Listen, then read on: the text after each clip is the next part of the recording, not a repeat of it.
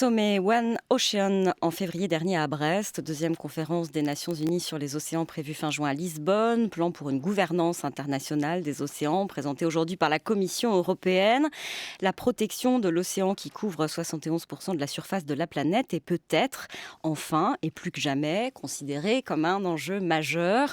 Protection, gouvernance, mais aussi tension entre exploration et exploitation. Nous allons en parler à la veille de la Journée mondiale des océans avec vous, Isabelle Autissier. Bonjour. Bonjour. Merci beaucoup d'être venue sur France Culture ce matin. Ingénieure, navigatrice, présidente d'honneur du WWF France, écrivaine. Vous serez rejointe après le journal de 8 heures par la biologiste Françoise Gale, vice-présidente de la plateforme Océan et Climat. Mais avant d'aborder ces sujets avec vous deux, nous voulions, jusqu'à 8 heures, Isabelle Autissier, parler de votre nouveau roman, le 5e. Le naufrage de Venise, publié chez Stock, un roman qui est une autre forme d'alerte. Venise détruite, engloutie par les eaux, catastrophe annoncée mais pas évitée. Ce roman met en scène une famille. Le père, Guido, promoteur immobilier, a fait fortune sur le développement touristique sans limite de la ville avant de prendre en charge les affaires économiques à la mairie. Sa femme, Maria Alba, issue d'une illustre famille vénitienne, aime follement cette ville mais décide de ne pas trop la voir changer. Et Léa, leur fille, elle aussi amoureuse de Venise et qui va vouloir la sauver, passant en quelques mois de la prise de conscience du danger au combat à corps perdu et à l'angoisse immense qui découle du sentiment d'impuissance. Ce roman, Isabelle Autissier, ce qu'il décrit et ce qu'il décrit minutieusement, c'est le déni. Oui, c'était le sujet que je voulais traiter. Alors ça, c'est mon côté environnementaliste. Il y a un moment, on se dit, je ne sais plus comment dire les choses. On a tout, on sait tout. On a les courbes, le GIEC, l'IPBES, les prévisions. On sait où on va. Et on continue à faire peut-être pas rien, mais absolument trop peu. Et donc, qu'est-ce qu'il faut faire pour réveiller encore plus les consciences? Et là, je pense que le roman peut être une arme parce que le roman nous rapproche de nous-mêmes. Le roman nous projette dans un imaginaire qui nous concerne. Bien sûr, nous ne sommes pas tous vénitiens, mais tout le monde connaît Venise. Tout le monde se dit que Venise est un joyau. Et donc, c'est un très bon exemple, à mon avis. Enfin, c'est ce que j'ai choisi pour illustrer, en quelque sorte, les choses. Ces mécanismes du déni, dans ce roman, effectivement, qui nous est très proche, ce déni, il est incarné particulièrement donc, par le père, qui écarte d'un revers de la main, y compris les chiffres, le rapport Sauver Venise, sur lequel travaille un professeur de sa fille, et qui vient lui mettre les chiffres, les données sous le nez, et à qui il répond « Voyons, professeur, je connais tout cela. Pour le moment, il ne s'agit que de quelques millimètres. Venise en a vu d'autres en plus de 10 siècles. Combien on prédit sa perte et elle est toujours là. » Oui, il y a cette idée que nous sommes éternels, que la planète est éternelle, qu'elle ne bougera pas, que les sociétés humaines peut-être évoluent un peu, mais qu'en gros on est là, quoi. Et c'est évidemment oublier beaucoup de choses du passé. La planète a considérablement changé. Notre petit problème aujourd'hui, c'est qu'elle change très vite, et trop vite peut-être pour qu'on s'y habitue, que la vie avec nous s'y habitue. Et puis les sociétés ont disparu. Et puis, on n'est pas si fort que ça, entre guillemets. Or, c'est un peu ça qu'on a l'impression aujourd'hui. On se dit, ouais, non, mais on va trouver une solution technique. On est tellement bon, on est tellement puissant, on est tellement malin. Et... oui, mais c'est pas sûr, quoi. Les réalités de la physique et de la chimie et de la biologie en face de nous, elles sont indéniables, elles sont pas négociables. Et ce déni, effectivement, est incarné par le père, mais finalement, il est commun... à beaucoup, et peut-être même à nous tous. À un moment, le professeur explique à Léa, le naufrage de Venise, il y a belle lurette qu'on en parle, mais c'est insidieux, l'eau monte millimètre par millimètre, on s'habitue, on bricole, une planche par-ci, une pompe par-là, ce colmatage empêche de prendre la réalité à bras le corps, c'est du déni. La ville engloutie pour beaucoup de gens, c'est pour plus tard, un jour peut-être. En attendant, chacun fait son petit business d'Airbnb qui rapporte 4 fois plus que de louer à des résidents. La manne touristique représente 1,5 milliard par an. Alors, chaque jour qui passe, c'est toujours ça de gagner. Bah oui, mais on voit ça tous les jours autour de nous. Et tout ça est fait, j'allais dire, c'est un peu comme le personnage de Guido. C'est Le pas le père. pire salaud, quoi. Mm. C'est quelqu'un qui se dit, mais ça va faire des emplois, ça va Mais faire c'est de ça, oui. l'argent.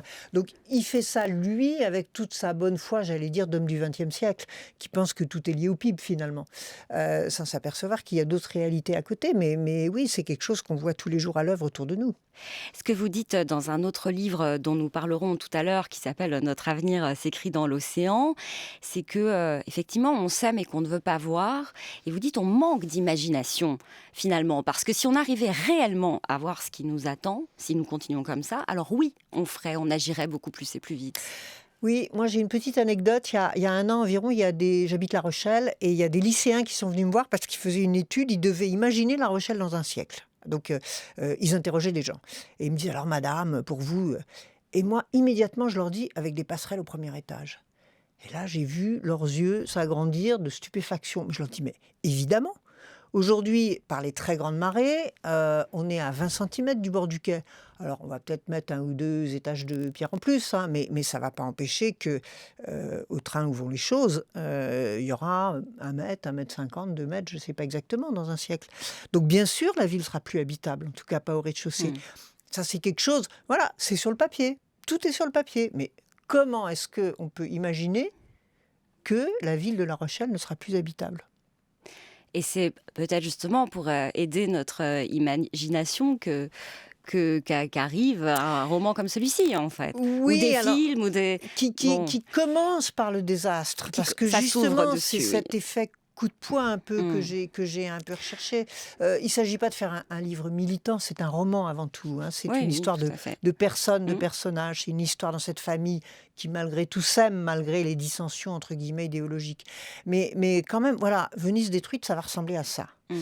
Et je pense que quand on le lit, on est forcément frappé. Puis on se dit, mais non, mais on veut pas ça. Ouais. Bah oui, mais quoi? Ça va ressembler à ça et ça s'ouvre sur ça, effectivement. Mais pour autant, même au début, justement, quand le père Guido est face au désastre, face à la catastrophe qui a eu lieu et qui n'est plus seulement imaginée, qui a eu lieu, même là, en fait, il repousse le réel. Oui, il a ce moment de ce qu'on appelle la sidération. Et dans la sidération, en fait, on repousse le réel. On est dans un espèce d'état un peu second, en fait, où on voit les choses et on n'arrive pas à y faire face mentalement. Et ça commence à nous arriver de plus en plus. La dernière grande fois en date, c'était la pandémie. Cette pandémie, elle était décrite depuis 2005 de manière extrêmement précise par un ensemble de gens qui avaient dit, voilà, coronavirus, centre de la Chine, etc. Bon, voilà, c'était écrit parfaitement. Quand ça nous a frappé, quand on nous a dit de rentrer chez nous, on a été complètement sidérés. Mm. Donc voilà, je pense que les bouleversements qui malheureusement risquent de se reproduire et de s'amplifier dans différents domaines, euh, comme on n'arrive pas à faire cet effort d'imagination et de personnification, risque de nous sidérer. Et c'est évidemment embêtant parce que quand on est sidéré, on n'est pas très actif pour réagir, quoi. C'est pas là qu'on réagit le mieux, en effet. Alors, vous le disiez d'un mot, Isabelle Autissier, dans ce roman. Vous avez choisi Venise, effectivement, et parce que c'est vrai que même si on n'y est jamais allé, on sait à quoi ça ressemble, on voit ce que ça représente. Et puis, c'est aussi Venise, évidemment, le surtourisme, et c'est aussi... Et là encore, c'est le père de famille, Guido, qui incarne ça, quelque part la foi en la technique, ou plutôt en la seule technique, puisque face au risque de montée des eaux, de submersion, Guido ne jure que par le mot, cette infrastructure qui existe réellement, qui est un système de digues mobiles censé protéger la ville. C'est-à-dire on s'en remet à la technique et à elle seule, quelque part. Oui, et on entend ça beaucoup d'ailleurs. On nous explique que, je sais pas, qu'on va mettre de la poussière dans la haute atmosphère pour atténuer les rayons du soleil, qu'on va pomper le carbone dans l'air, je sais pas comment, et qu'on va... Voilà, c'est-à-dire cette idée que notre toute-puissance technologique va pallier à tous les désordres que nous créons. qui est une forme d'illusion. Je ne dis pas que la technique et que la science ne Mmh. va pas nous aider. Au contraire, ça va beaucoup nous aider. Mais ça va nous aider dans la mesure où on est capable de réguler en amont et de s'organiser en amont pour arrêter d'agresser. On ne va pas, par exemple, refaire toutes les espèces disparues simplement à coup de technologie génomique. Bah non, il faut empêcher les espèces de Mmh. disparaître avant tout. Oui, ça c'est ce que vous dites beaucoup, souvent, et on en reparlera tout à l'heure, c'est faire contre la nature ou faire avec. Vous, vous dites évidemment faire avec, parce que la nature, elle n'est pas accueillante ou hostile, elle n'est pas gentille ou méchante, elle est. Donc, Encore on une fait avec fois, elle. que ça nous plaise ou non, à 0 degré l'eau gèle. Donc après, on peut faire toutes les considérations philosophiques qu'on veut. C'est comme ça. C'est peut-être mon côté un peu marin. C'est-à-dire que les marins, ils choisissent pas la forme des vagues ni la force du vent. Mm. Simplement, ce qu'on apprend en mer et que vraiment moi j'ai appris, c'est qu'il faut regarder, comprendre et s'adapter. Toujours en mer, on adapte nos trajectoires, on adapte le bateau, on adapte ce qui se passe avec l'équipage pour réagir en fonction des circonstances que la nature nous propose. Parce que ces circonstances, elles ne sont pas négociables. Et je crois que c'est vraiment ça qu'il faut qu'on apprenne aujourd'hui. On s'est un peu laissé bercer de notre espèce de toute-puissance. Mm. Guido, c'est un peu un homme du XXe siècle. Alors on va sur la Lune, on fait des trucs extraordinaires, bien sûr. Mais on a l'impression que, voilà, qu'on est absolument aux manettes de tout. Et ça, c'est pas vrai. On est sur un grain de poussière qui se trouve avoir un océan. C'est la seule planète pour l'instant qu'on a trouvée comme ça. Mais tout ça est très fragile. Mm. C'est pas écrit que ça va continuer comme ça jusqu'à la fin des temps. Et aujourd'hui, on est en capacité de faire évoluer ces fondamentaux de la planète. Et malheureusement, on les fait évoluer dans un sens Dans qui le ne mauvais nous sens. est pas favorable. Mm. Parce qu'au fond, ce qui nous intéresse, c'est quand même nous. Faut être Mm. honnête. Mm. Sauf que s'il y a plus de planètes, s'il y a plus d'océans, s'il y a plus il y a plus Ah nous non ben, plus. il n'y a plus Voilà, nous, non. c'est ça. Il peut y avoir une planète sans rien, Voilà. mais ça nous arrange pas. Alors, et en même temps, Isabelle Autissier, vous le disiez, ce personnage de Guido, il s'en remet pas seulement à la technique, il dit aussi, voilà, le tourisme, ce sont des emplois. Moi, je crée des emplois. Moi, je suis justement dans la réalité qui est celle des gens, entre guillemets, qui ont besoin de gagner leur vie. Et à Venise, bah, c'est comme ça qu'on gagne sa vie, en fait. Oui, Et ça, bon, ça c'est ce existe qu'on entend aussi. partout. Mais oui, mais parce que c'est aussi vrai. Enfin, Alors, c'est aussi vrai, mais après, c'est vrai que les emplois, par exemple, que lui envisage, c'est quoi? C'est femmes de ménage et gondoliers, en gros, c'est ça. Hein. Donc, voilà, est-ce qu'on bâtit vraiment une société? Donc, c'est vrai qu'en face de ça, il y a des gens qui proposent autre chose, qui proposent des choses plus équilibrées. Parce qu'au fond, le problème de Venise, pour ceux qui y sont allés, c'est cet excès, cette entre guillemets, monoculture du tourisme, qui fait que, on le voit bien, on en arrive à une saturation, un engorgement qui devient extrêmement défavorable pour la ville elle-même et pour les habitants. et vous parliez du Covid, Isabelle Autissier. Le Covid est dans votre livre aussi, avec Venise vidée de ses touristes. On se rappelle de ça. C'était juste après un mouvement assez important contre les paquebots géants de croisière. Venise vidée de ses touristes. Des réflexions, des débats sur est-ce qu'on repartira comme avant? Est-ce que justement c'est la fin du surtourisme? Et puis finalement, l'envie, le besoin, peut-être aussi pour certains, bah que oui, ça reparte en fait. Et ça repart. Mais on l'a vu partout autour de nous. On a entendu cette discussion sur le monde d'avant et le monde d'après, puis on a bien vu que le monde d'après ressemble furieusement au monde d'avant, hein. Avec quand même quelques petits bémols. Par exemple, à Venise, les immenses paquebots ont été Oui. bannis de la ville. Donc quand même, on s'est aperçu, mais c'est ce que les gens disaient depuis 20 ans, que ça sape les fondations de cette ville, hein, l'espèce de vague entraînée par ces navires. Donc là, quand même, on arrive à marquer un peu le territoire. Et la question, c'est comment est-ce qu'on arrive à faire évoluer cette ville pour passer d'une monoculture du touriste, dont je parlais tout à l'heure, à quelque chose de plus équilibré, avec d'autres activités, peut-être aussi des activités plus, je veux dire, avec un niveau de formation plus importante, qui permettent à des jeunes, aux jeunes qui vont à la fac aujourd'hui à Venise, ils n'ont pas de boulot à Venise. Peut-être qu'on peut aussi essayer de travailler là-dessus. On parlait du déni, ce que vous décrivez aussi très bien dans ce roman Isabelle Autissier, c'est à l'inverse la prise de conscience. Et par exemple, avec Léa, qui au début n'est pas spécialement attentive à tout ça. Et puis en fait, ça arrive petit à petit, À un moment, vous écrivez le naufrage de Venise est un lieu commun, mais maintenant il la hante. Elle a trouvé les chiffres de la fréquence des épisodes d'Aqua Alta, qui ont quasiment doublé depuis sa naissance. Cette réalité lui devient charnelle. Elle scrute d'un quartier à l'autre, une auréole boursouflée en bas des murs. L'odeur de salpêtre et de moisi la révulse. La nuit, il lui semble entendre craquer les pieux millénaires, et dans ses cauchemars, la ville s'enfonce sans bruit, aussi inexorablement que le Titanic, ne laissant que des traces brunes dans les eaux laiteuses de la lagune. Ça devient charnel, et plus elle va s'y intéresser, Léa, plus elle va se documenter, plus elle va devenir obsédée par ça. Et elle va aller vers une forme de radicalisation, à tel point que même ce professeur qui lui avait ouvert les yeux, elle va le trouver inconséquent, elle va le trouver mou, en fait. Oui, c'est un mouvement aussi qu'on voit chez une partie de la jeunesse aujourd'hui, qui est cette prise de conscience. Elle arrive à l'âge adulte, elle va avoir 18 ans, et puis tout d'un coup, elle s'aperçoit des choses. Et ça lui fait peur. Et ça l'angoisse, elle en fait des cauchemars. Et ça, c'est partagé par beaucoup de jeunes. C'est ce qu'on appelle la solastalgie maintenant.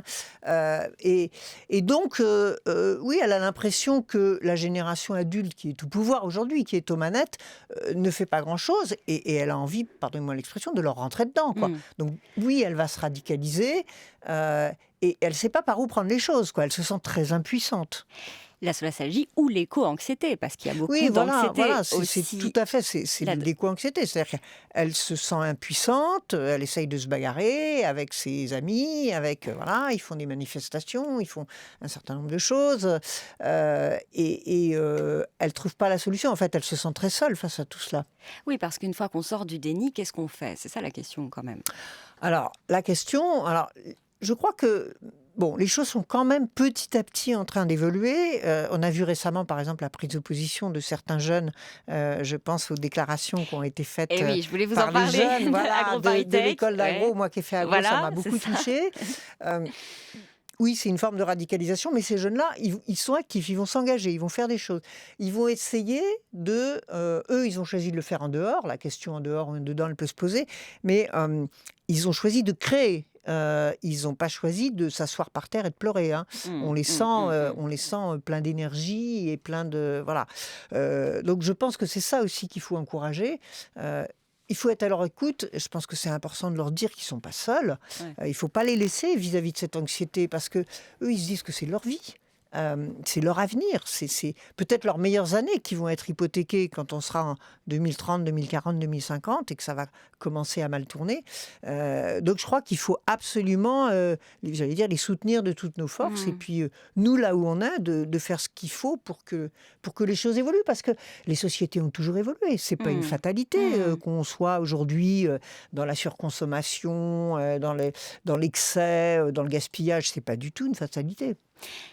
Et en même temps, il faut aussi prendre en compte, peut-être, regarder ce potentiel de conflictualité qu'il y a là-dedans, parce qu'on le voit aussi dans votre livre, justement, l'angoisse, le sentiment d'impuissance, la frustration énorme qui vient du fait de voir que ça ne va pas du tout, mais qu'on ne fait pas assez. Ça crée aussi de la conflictualité, de la violence même, en fait. Bien sûr, ça crée de la conflictualité par rapport aux gens qui ont quelque chose et qui ont peur de le perdre, et par rapport à des gens qui n'ont pas encore et qui ne savent pas comment ils peuvent gagner.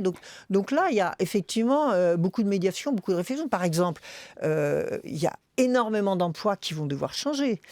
Si on prend l'agriculture, s'il faut passer de l'agriculture chimique à l'agriculture biologique, en termes de formation, en termes de nombre d'emplois, c'est évidemment beaucoup plus d'emplois dans l'agriculture biologique, beaucoup moins d'intrants. Donc, en termes financiers, au final, pour les entreprises agricoles, c'est pas plus mal. Mais ça veut dire qu'il faut former des gens. Ça veut dire que l'agriculteur d'aujourd'hui, qui est dans une agriculture pesticides et compagnie, il va falloir qu'il apprenne autre chose. Donc oui, tout ça est angoissant. Et c'est là, normalement, que les pouvoirs publics doivent accompagner ce mouvement, essayer de proposer des pistes de changement et de dire, voilà, on va faire en étapes, voilà comment ça va se dérouler, voilà la comment... planification. Voilà, une planification. Non, mais je crois que c'est absolument indispensable. Sinon, effectivement, on laisse aller la conflictualité parce que on ne crée pas des perspectives suffisamment claires et que les gens peuvent s'approprier. Le naufrage de Venise, votre nouveau roman, Isabelle Autissier, est publié chez Stock. Vous restez avec nous. Après le billet politique, nous parlerons des océans avec vous et avec Françoise Gale, qui est biologiste, vice-présidente de la plateforme Océan et Climat et conseillère scientifique océan pour la direction du CNRS. Elle nous rejoindra dans 20 minutes. Vous écoutez France Culture, il est 8 heures.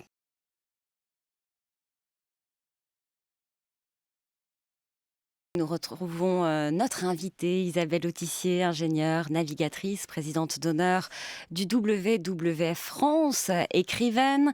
Nous avons parlé avant 8 heures de votre nouveau roman Le naufrage de Venise, publié chez Stock. Pour cette deuxième partie consacrée aux océans, vous allez être rejointe dans quelques instants par Françoise Gale. Je le disais, Isabelle Autissier, tout à l'heure à 7h40, il y a eu le sommet One Ocean en février dernier à Brest. Il y aura la deuxième conférence des Nations Unies sur les océans prévue fin juin à Lisbonne. La protection de l'océan est-elle désormais vraiment un sujet majeur, considéré comme majeur au plus haut niveau ?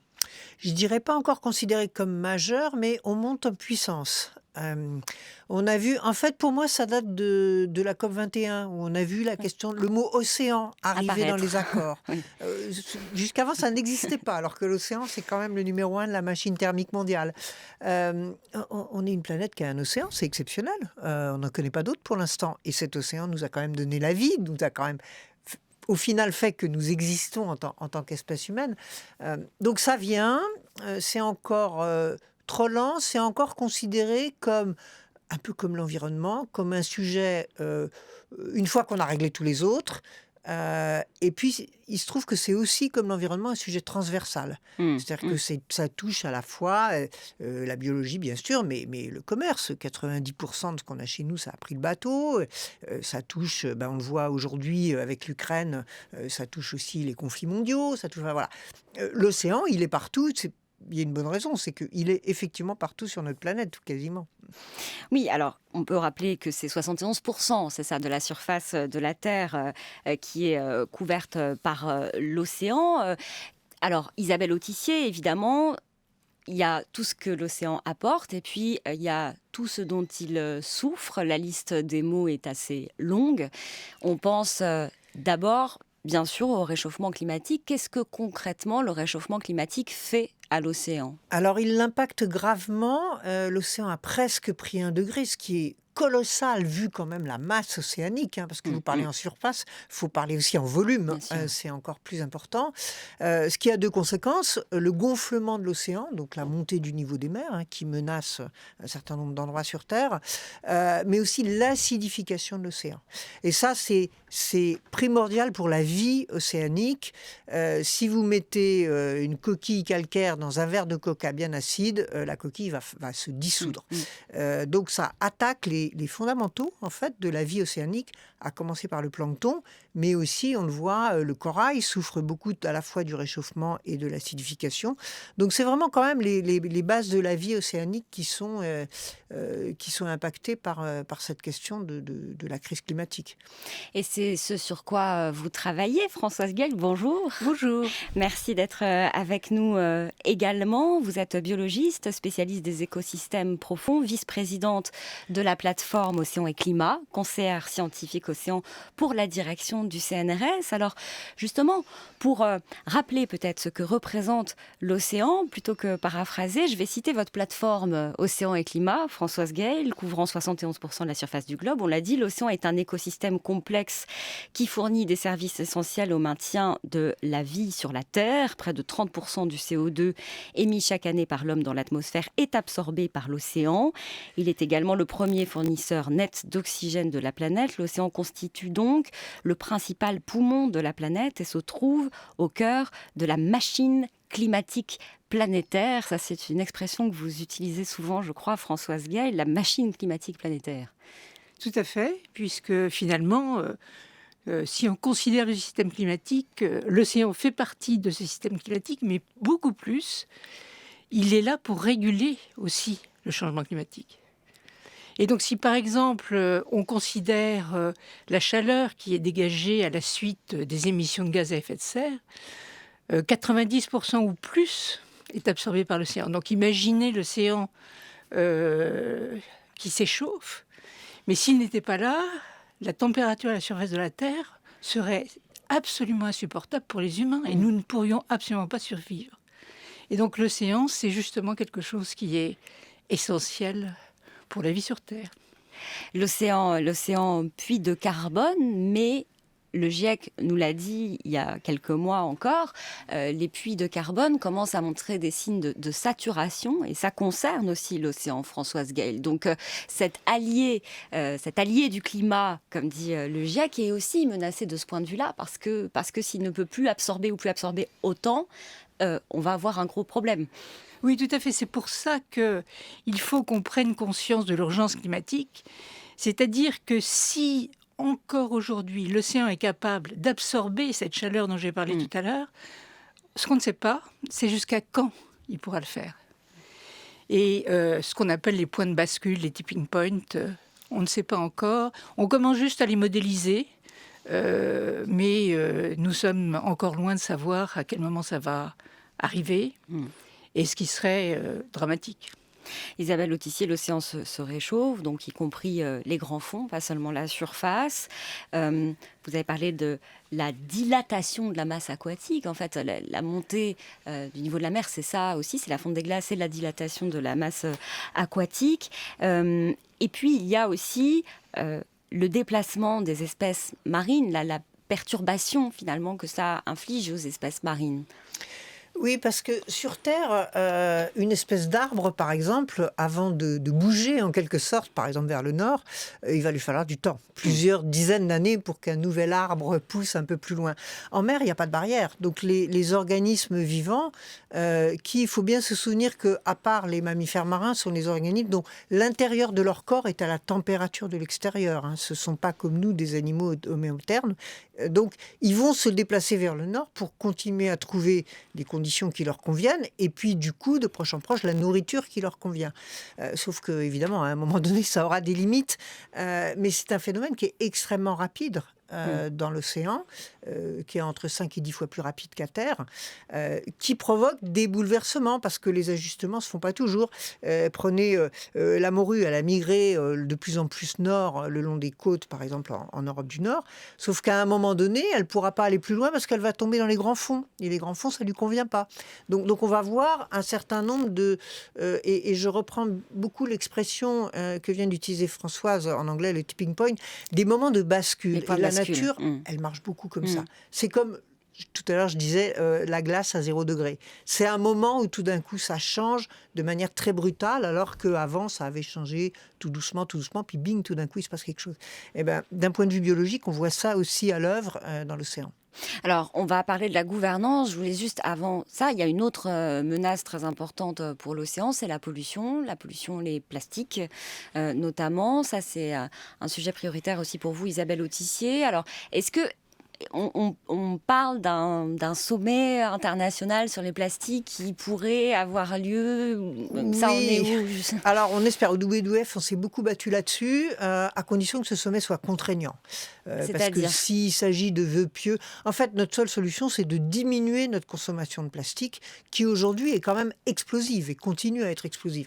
Et d'une manière ou d'une autre, plus on en produit, plus on va retrouver dans la nature et plus on va retrouver dans l'océan. Aujourd'hui, c'est à peu près, on va dire, une benne à ordures à la minute. Ça peut être beaucoup plus, ça peut être 3 fois plus dans quelques dizaines d'années. Donc, c'est urgent parce que maintenant, cette pollution s'est tellement disséminée sous forme de micro-particules de plastique qu'elle est reprise dans la vie des animaux marins. Et donc, au final, quand on mange du poisson, on mange malheureusement aussi un petit peu de plastique. Ce qui n'est pas génial pour la santé. Donc voilà. Donc oui, on espère qu'il y aura ça, mais on espère aussi que et les citoyens qui vont essayer de limiter leur consommation de plastique et les entreprises qu'il faut pousser à arrêter d'utiliser 36 emballages, comme on le voit encore aujourd'hui, et les États qui doivent légiférer pour faire diminuer les consommations de plastique. Voilà, c'est devenu quand même un sujet majeur en termes de santé publique. Alors, il y a des discussions, donc je parlais des sommets passés ou à venir autour des océans. Il y a des discussions, Françoise Gall, qui portent en particulier, donc en ce moment, depuis un moment déjà, mais ça continue, sur la gouvernance des océans, la gouvernance mondiale des océans. De quoi parle-t-on exactement quand on dit ça ? Où est-on aujourd'hui et vers où allons-nous ? Ça veut dire quoi ? Ça veut dire une chose, c'est que en fait, l'océan est en partie préempté par les États sur les bords, et c'est les zones économiques exclusives, mais il y a tout l'ensemble, le milieu de l'océan, disons, au-delà des zones économiques exclusives, qui n'appartient à personne. Et qui est donc soumis à aucune juridiction. Donc le premier arrivé, le premier servi. Et c'est une belle idée, la liberté.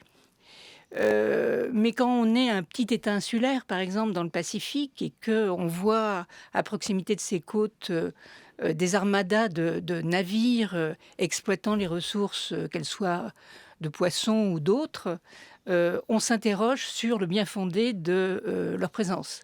Et donc, il y a eu là, comme ça, une prise de conscience du fait que peut-être cette philosophie, le premier arrivé, premier servi, devait être régulée par une instance des Nations Unies permettant de partager les ressources au plus grand nombre. Et c'est ce qui est l'enjeu de ce qu'on appelle la négociation BBNJ, qui devait déjà se terminer l'année dernière et qui, pour des raisons de Covid et d'autres, n'est toujours pas terminée et qui devrait avoir lieu finalement en août prochain comme accord potentiel entre tous les États. Isabelle Autissier, sur cette question justement, que faudrait-il imaginer comme gouvernance mondiale des océans, de ces hautes mers qui appartiennent à personne ou peut-être à tout le monde, en fait. Il y a une idée que je sais qui est aussi chère à Françoise, c'est l'idée que l'océan fait partie des biens communs de l'humanité. C'est-à-dire qu'à la fois, il ne nous appartient pas, mais le partage de ses fruits, de ses ressources doit être partagé. Ça, c'est pas forcément une idée qui plaît à tout le monde. Aujourd'hui, par exemple, environ 60% des brevets issus du génome d'animaux océaniques sont déposés par une seule société. Donc on voit bien qu'aujourd'hui, on n'en est pas là. Ce qui va être important aussi dans cette négociation, c'est qu'on ait des mécaniques de protection de ces océans. Par exemple, est-ce qu'on va aller tout de suite détruire les grands fonds sous prétexte qu'il y a des richesses minières et minérales et qu'à terre, on n'en a plus beaucoup, ou est-ce qu'on va quand même d'abord s'intéresser à comprendre comment fonctionnent ces grands fonds, les protéger suffisamment, peut-être un jour dans certains endroits pouvoir quand même exploiter des choses, mais pas mettre d'abord l'exploitation avant la protection, bien sûr. Et oui, parce qu'on rappelle souvent que l'océan reste en bonne partie inconnu et on arrive là au nœud que l'on voit aussi de plus en plus clairement, en fait, à mesure que l'on parle de ces enjeux, que l'on s'y intéresse, c'est la tension exploration-exploitation. Alors avant de parler de l'exploitation, qu'a-t-on encore à apprendre, Françoise Gall, et pourquoi faut-il continuer à explorer ? Alors, il y a plusieurs raisons, mais déjà la première, c'est que si on regarde la surface de la Lune et la surface du plancher océanique, il n'y a pas photo. L'océan, au fond, on ne le connaît pas. À peu près 5% a été cartographié à 10 km de précision, des choses comme ça. Ça veut dire qu'on ne connaît pas grand-chose. Mais beaucoup plus, c'est-à-dire que autant le GIEC a été capable de parler des 700 premiers mètres, parce qu'il y a des bouées qui nous permettent de suivre l'état chimique, physique, etc. Autant, au fond, on n'y va pas, sauf à y aller avec des moyens lourds, ce qu'on appelle, donc très, très coûteux, avec des sous-marins. Et le fait que on n'est pas forcément, tout le monde n'a pas forcément à sa disposition ces moyens-là, a aussi ralenti la connaissance de ces grands fonds. Et puis, en fait, pourquoi y aller finalement ? Puis on a tellement de choses à faire. C'est tellement loin. C'est tellement obscur. Mais alors vraiment, pourquoi y aller ? C'est une vraie question que je vous pose justement. Qu'est-ce qu'on a à aller découvrir, à aller chercher ? Il y a plusieurs raisons. Moi, en tant déjà que scientifique, chercheur d'abord, pour moi, la curiosité et la compréhension de l'océan en tant que tel, en tant qu'entité, nécessitent de connaître toutes ses parties. Or, on ne connaît que la surface, que la peau de l'océan, c'est tout. Donc, y aller nous permettrait d'avoir une connaissance beaucoup plus holistique, ce qu'on appelle, de la machinerie océanique. Mais il y a d'autres raisons. C'est-à-dire, si on veut avoir un océan qui continue à nous rendre service, cet océan, il nous rend des innombrables services. J'ai parlé du climat. On a besoin de l'océan pour pouvoir survivre. Bon. Mais il y a aussi l'alimentation, il y a aussi éventuellement la santé, il y a aussi l'ensemble des interactions humaines qui passent à travers l'océan par des câbles, par des transports maritimes divers. Et donc, il faut que nous connaissions beaucoup mieux l'océan pour aussi être en mesure de prendre des mesures concrètes, trouver des solutions pratiques pour le changement climatique. Et donc, voilà une des raisons pour lesquelles je pense qu'il faut le connaître. Par exemple, quand on s'interroge sur dans quelle mesure l'océan peut continuer à jouer son rôle de puits de carbone dont on parlait, justement, peut-être que ça, on peut réussir à mieux comprendre où il en est de ce phénomène de saturation ou pas, et combien de temps ça peut encore se produire. Ça, par exemple, c'est quelque chose qui nécessite des recherches importantes. Tout à fait, puisque, par exemple, ne serait-ce que l'exploitation de carbone, ça repose sur des équations, sur des systèmes que nous sommes obligés d'utiliser parce que c'est plus simple d'arriver à trouver des méthodes quantitatives. Mais si nous voulons vraiment avoir une bonne idée de ce transport et de cet export de carbone, il nous faut aussi connaître les circulations océaniques qu'il y a au fond. Et puis, enfin, moi, je pense que vraiment pour le climat, c'est quelque chose d'absolument essentiel de connaître le fonctionnement de l'océan dans son ensemble. Connaître le fonctionnement de l'océan dans son ensemble, donc continuer à explorer, mais il y a aussi au fond des océans beaucoup de choses qui peuvent intéresser dans un autre sens, c'est-à-dire avoir un intérêt marchand pour fabriquer des smartphones ou des batteries électriques, par exemple. Isabelle Autissier. Oui, bien sûr. Je vais reprendre un exemple sur la pêche. On est allé pêcher de plus en plus loin parce qu'on avait un peu exploité tout ce qu'il y avait en surface. Et on s'est attaqué pendant des dizaines d'années à des endroits particuliers de l'océan qui sont des zones de ce qu'on appelle du corail froid. Et on est allé pêcher là-dedans et traîner des chaluts là-dedans alors que c'est des formations millénaires. Moyennant quoi, on les a détruits parce que vous passez un coup de chalut dans le corail, c'est fini. Et on a donc dévasté des écosystèmes qu'on n'avait pas encore commencé à même explorer. Donc ça, c'est typique de ce qu'il ne faut pas faire. C'est-à-dire, ne commençons pas par détruire sous prétexte que c'est peut-être intéressant économiquement. Faisons le contraire. Commençons à comprendre. Après, on verra. Après, on verra comment marchent ces écosystèmes. On comprendra. Est-ce qu'il y a des endroits qui sont moins impactants? Est-ce que des endroits vraiment... La vie dans les grands fonds, elle est extraordinaire. Elle est presque inimaginable. Il fait noir, il fait froid, il y a des pressions colossales, et pourtant il y a de la vie, il y a des organismes vivants qui utilisent autre chose que du carbone. Voilà. Donc il y a un monde absolument hallucinant, pas seulement pour la recherche, pour la compréhension, peut-être pour la survie de l'humanité. Et il y a des espèces qu'on continue à découvrir, Françoise Gell. Tout à fait, oui, évidemment. En gros, on pense qu'il y a dans l'océan à peu près 1 million d'espèces potentielles à découvrir. Donc ça veut dire que c'est vraiment un Eldorado pour tout ce qui est taxonomie, ce qu'on appelle. Et ça a aussi quelque chose un peu de rassurant quand à la surface de la Terre, on parle plutôt des espèces qui disparaissent, en fait. De se dire qu'il y en a plein d'autres. Enfin, sans dire que ça remplace, mais je veux dire, on n'a pas encore tout détruit, quoi. Oui, mais je pense qu'il y a autre chose aussi, en dehors du nombre d'espèces qui est intéressant à identifier, c'est le potentiel fantastique de solutions que le vivant a trouvées. Au cours de l'évolution, c'est-à-dire au cours des millions d'années. C'est-à-dire quand on a découvert les sources hydrothermales profondes le long des dorsales océaniques, mais jamais on aurait imaginé que c'était possible. C'était une vraie découverte au XXe siècle. Et donc en ce sens-là, c'est des nouveaux procédés. Et en termes de nouveaux procédés, c'est-à-dire en fait là, il y a quelque chose qui peut nous donner à imaginer des solutions par rapport aux problèmes que nous affrontons. Oui, voilà, c'est réussir à penser l'océan et c'est un peu aussi ce qu'on disait tout à l'heure avec vous, Isabelle Autissier. En fait, ne pas le penser comme, comme une réserve, c'est-à-dire là où on va se servir pour notre intérêt, mais comme quelque chose qui fait partie de nous, qui est... C'est nous qui appartenons à l'océan, Voilà, c'est pas plutôt. l'océan qui nous appartient. Oui, c'est ça, Françoise Et Guérin. alors, oui, et d'autant plus que je pense qu'on ne pense pas l'océan. Voilà. On pense l'océan par compartiment, par appartement. On a la surface. Alors là, on a vraiment de quoi faire avec l'Organisation maritime mondiale. Il y a le profond, bon, c'est quelque chose d'autre, etc. Il y a le carbone, mais on ne voit pas l'océan dans sa globalité et dans sa puissance créative aussi par rapport à l'ensemble des problèmes que nous avons. Comment réussir justement à mieux voir l'océan comme ça? Alors moi, je suis en faveur étant justement pour considérer l'océan comme un bien commun de l'humanité, où nous sommes tous responsables, pas seulement les individus, les autres aussi, mais les États. Je pense qu'on a pensé le climat et on a constitué un GIEC, on a pensé la biodiversité, on a constitué l'IPBES. Je pense qu'il faut la même chose pour l'océan.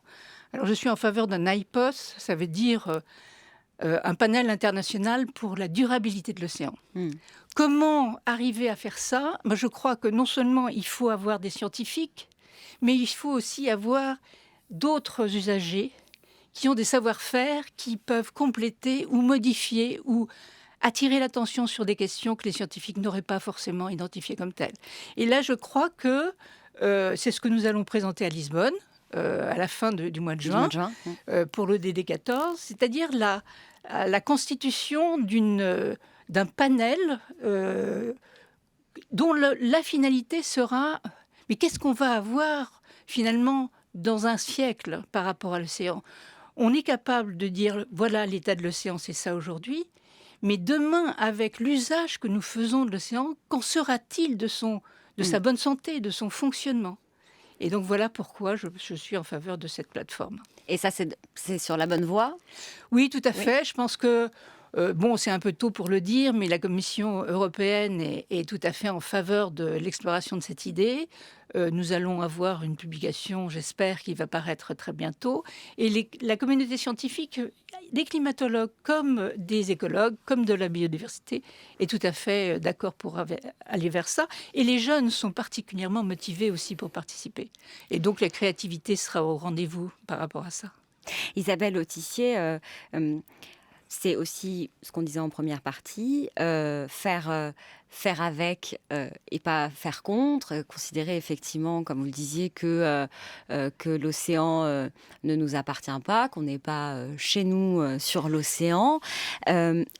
Et justement, ça, il y a une façon très, comment dire, concrète d'illustrer cela. Ce que vous voulez dire par là, je crois, c'est quand on parle justement de l'élévation du niveau de la mer, vous dites, et vous parliez tout à l'heure de La Rochelle, vous dites qu'il va falloir laisser de la place à l'océan. En fait, si on parle de dilatation, en fait, il va falloir concrètement laisser nous reculer pour laisser de la place à l'océan. Bien sûr, c'est une idée qui est encore pas très populaire, on va dire.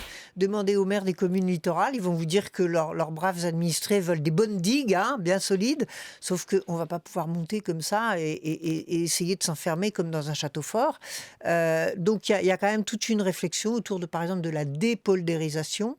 Chez nous en Charente, il y a des endroits où on sait, par exemple des endroits qui sont propriété du Conservatoire du littoral aujourd'hui, où on va laisser les invasions maritimes se faire, parce que ça va être une sorte de trop-plein qui peut-être va nous permettre de protéger un peu mieux des villes ou des villages. Mais de toute façon, on ne va pas empêcher l'océan de gonfler, même si on arrêtait les gaz à effet de serre aujourd'hui. Le mouvement va continuer pendant des dizaines d'années. Donc il faut se penser encore une fois en symbiose avec ces phénomènes. Et oui, s'il faut reculer, il faudra reculer. Mais il vaut mieux y penser maintenant et en discuter, plutôt que se voir imposer les choses au moment d'une crise de manière plus violente et parfois plus arbitraire. Oui, pendant des dizaines d'années et même plus, parce que voilà, le GIEC nous disait, sous l'influence de la fonte des glaces polaires, le niveau des océans qui a gagné 20 centimètres depuis 1900 et qui s'accélère va continuer à augmenter pendant des siècles, voire des millénaires. L'enjeu, c'est finalement dans quelle mesure on arrive à limiter ça ou pas, mais de toute façon, ça va monter. Donc Françoise Gale, ce dont nous parle aussi là Isabelle Autissier, c'est quelque chose de fondamental et qui est de plus en plus mis en avant aussi, justement, y compris par le GIEC, c'est l'adaptation. Tout à fait. Jusqu'à présent, on a parlé d'atténuation, c'est-à-dire que, et c'est tout à fait normal, parce que vraiment, il faut commencer à, comme tu le dis Isabelle, à commencer très très loin au moment de la création des choses. Là aujourd'hui, on n'a plus le temps. On n'a plus le temps et donc cette élévation du niveau de la mer, par exemple, il faut s'en occuper. Et s'en occuper, c'est l'adaptation des populations humaines à la situation. Et ça, c'est quelque chose de très très nouveau pour nous. Parce qu'il faut que nous pensions peut-être aussi les choses en termes de risques. C'est-à-dire prendre des risques, c'est aussi oser faire des choses qu'on n'avait pas fait auparavant. Les Charentes-Maritimes, comme tout ce qui est cette zone-là, connaissait l'élévation du niveau de la mer depuis longtemps. Enfin, au niveau des échelles géologiques, ça existait. Mais pour nous, c'est vrai que ici, à un moment donné, a été un coup de tonnerre dans un univers de ciel d'azur. Et là, aujourd'hui, eh bien, prenons en compte cette évidence. Nous n'avons plus le temps, adaptons-nous, trouvons les solutions, discutons comment nous faisons avec l'environnement. C'est la prise de conscience de l'environnement. L'environnement, c'est aussi notre vie. C'est pas seulement l'économique, le social. L'environnemental, c'est aussi nous et notre futur. C'est une façon de penser, en fait, qu'il faut changer. Tout à fait. Isabelle Autissier, sur cette question aussi, ce que vous dites dans vos livres également, et c'est important aussi, c'est qu'en fait, on peut apprendre de l'océan et apprendre de ce qui nous apprend. C'est aussi un rapport sensible pour vous qui êtes navigatrice, pour vous aussi, Françoise Gale, qui est descendue en sous-marin. C'est aussi un rapport sensible à l'océan qui nous permet peut-être de penser différemment. Il faut s'ouvrir aussi à ça. Oui, je suis contente que vous évoquiez ça parce que ça me manquait un peu dans la discussion. Et ben voilà, c'est maintenant. L'océan, c'est d'abord, même quand on est juste assis sur la plage et qu'on regarde la mer, c'est quand même un spectacle, c'est quand même quelque chose qui vous touche, c'est quand même une émotion, c'est quand même, voilà, hein, même le beau coucher de soleil, tout simplement, le petit dauphin qui passe, l'oiseau, voilà, c'est quand même du sensible. Et on en a extraordinairement besoin parce que sinon, on a des pauvres vies tristes et ça nous fabrique. Et je pense que l'océan nous amène beaucoup ça. On sait très bien que c'est très apaisant, que c'est très voilà, ça peut être spirituel, ça peut être... Donc je pense qu'il faut aussi réfléchir l'océan dans cette dimension-là. Quand on abîme l'océan, que ce soit d'une manière physique ou biologique, on abîme un peu nos rêves, on abîme nos espoirs, on abîme notre bonheur en fait. Françoise Gale là-dessus. Oui, moi je pense que c'est extrêmement important le sensible. Par exemple, les scientifiques, maintenant les étudiants, n'ont pas forcément besoin d'aller en mer avec la numérisation, avec les données qu'il faut traiter. On peut très bien rester au labo. Et il y a cette perte de connaissance, parce que c'est une vraie connaissance, la sensibilité de l'océan aussi, qui apporte beaucoup de choses, de voir où sont les choses, etc., comment ça interagit. Et donc moi je pense que cette évidence, nous sommes des êtres humains avec non seulement une rationalité, mais aussi un corps. Je pense qu'il faut aller voir l'océan pour savoir comment le sentir, comment il va évoluer. Et c'est cette connaissance-là aussi que nous devons essayer d'amener dans l'imaginaire des sociétés humaines. Seuls les marins ou les côtiers ont cette sensibilité. Et donc, en fait, maintenant, quand on voit la mer commence à Paris, avec l'eau. Le cycle de l'eau, c'est l'océan qui permet d'avoir une qualité de l'eau que nous avons. Je crois que là, il faut aller voir la mer. C'est un beau programme. Isabelle Autissier, vous ne faites plus de courses, mais vous naviguez encore l'été, surtout, je crois. Vous allez partir bientôt. Oui, je pars à la fin du mois. Alors, je croise les doigts pour avoir l'autorisation finale parce que j'espère aller dans le nord-est du Groenland, qui est une zone de parc naturel, sur les traces de l'écrivain Jørn Riel, qui s'est beaucoup inspiré, qui a beaucoup écrit sur les trappeurs qui vivaient donc sur ces côtes groenlandaises, dans ces paysages extraordinaires. Et voilà, ça sera le fil rouge de mon expédition de cet été. Merci, grand merci à toutes les deux. Isabelle Autissier, navigatrice, présidente d'honneur du WWF France et écrivaine. Merci à vous. Françoise Guel, biologiste, vice-présidente de la plateforme Océan et Climat, conseillère scientifique Océan pour la direction du CNRS. Grand merci à toutes les deux. Je renvoie aussi vers Culture Monde sur France Culture, toute cette semaine consacrée à cette question justement des océans et de leur protection. Merci à vous.